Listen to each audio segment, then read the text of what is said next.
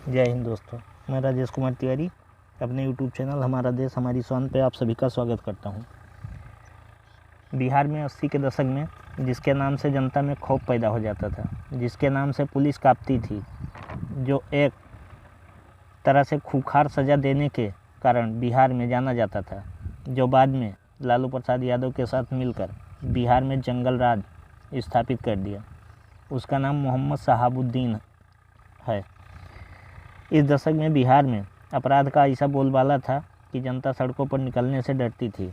लूटपाट, मारपीट, अपहरण, रंगदारी, हत्या जैसी घटनाएं वहां आम थी। बिहार में इस आपराधिक भूमि में दहशत का बड़ी तेज़ी से उभरता हुआ सितारा शहाबुद्दीन का नाम बहुत तेज़ी के साथ उभरा। लालू प्रसाद यादव के बेहद करीबी रहे शहाबुद्दीन के नाम से एक समय पूरे बिहार में खौफ था।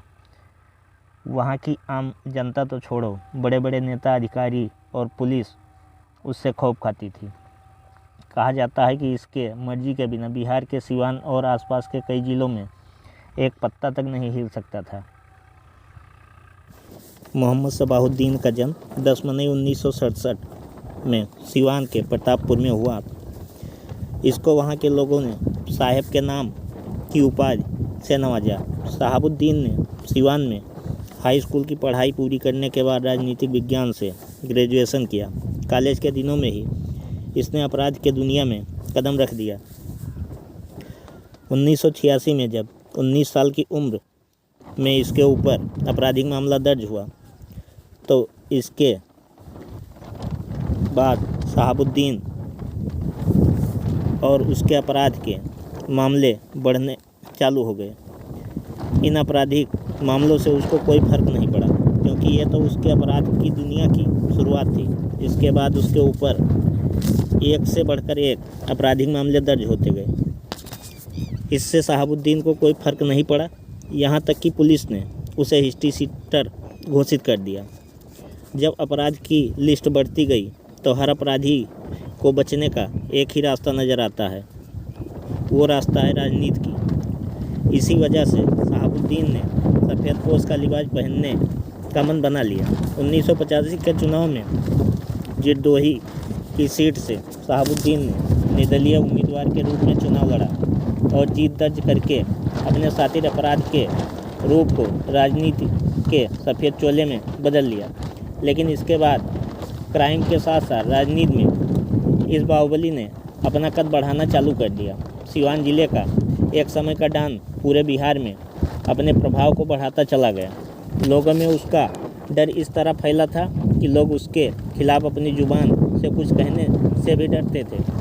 उसी समय बिहार के लालू प्रसाद यादव को पूरे बिहार में अपने पार्टी का दबदबा कायम करने के लिए एक बाहुबली और दबंग आदमी की ज़रूरत थी, और शहाबुद्दीन को किसी ऐसे ही बड़ी पार्टी की ज़रूरत थी।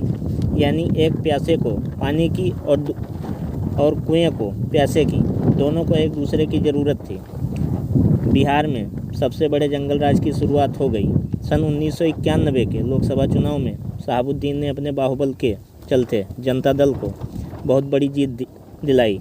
बिहार में अपने बाहुबल से और मुस्लिम वोट को लालू के पक्ष में करने में सफल रहा। लालू प्रसाद की बिहार में सरकार बन चुकी थी। शहाबुद्दीन के नाम का खौफ तो पहले से ही फैला था। सरकार बनने के बाद उसकी ताकत में कई गुना इजाफा हो गया। लालू प्रसाद के राज में साहेब का रुतबा बढ़ता ही गया। नेता, अधिकारी और पुलिस प्रशासन ने कान और आंख बंद कर जैसे पूरा प्रशासन सो चुका था।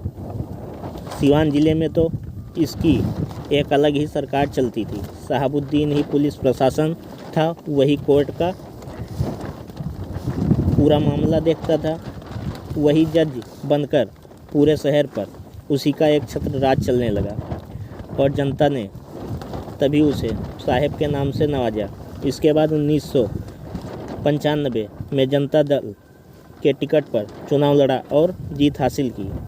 इसके एक साल बाद 1996 में लोकसभा का चुनाव जीतकर संसद भवन पहुंच गया। ठीक एक साल बाद आरजेडी पार्टी बनने के बाद लालू यादव की सरकार बनी। इसी के साथ ही शहाबुद्दीन का कद बढ़ा और बिहार में साहेब की गुंडागर्दी बढ़ती चली गई। हर बुरे आदमी का अंजाम कभी न कभी चालू हो ही जाता है।